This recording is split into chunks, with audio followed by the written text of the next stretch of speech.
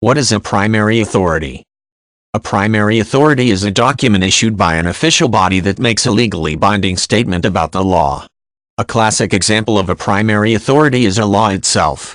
Legislatures are official bodies that are authorized to make laws, and thus the laws they draft become primary authorities once they are published and signed. By contrast, a secondary authority is a document that provides explanation or commentary on the law, and is not issued by an official body.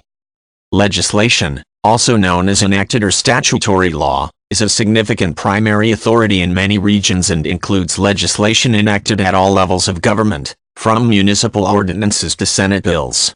In addition to legislation, primary authorities include case law, treaties, and executive orders.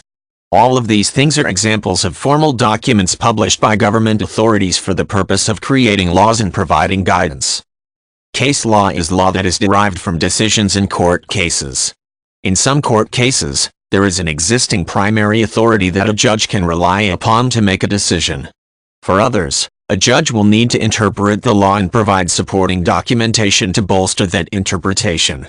Once this is written up in a formal decision, the decision itself becomes a primary authority. Primary authorities are mandatory.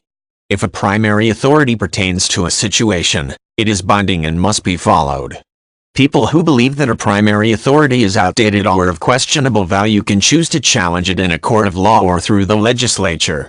Legislatures update the law all the time to remove problematic material and clarify terms, for example, addressing the shifting nature of how society and the law interact. When people are doing legal research, they have to be able to distinguish between primary and secondary authorities.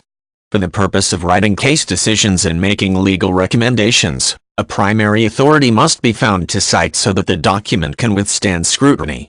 Even judges setting precedents rely on primary authorities in their decisions, showing how existing law supports the decision the judge had reached. Secondary authorities are suggestive in nature.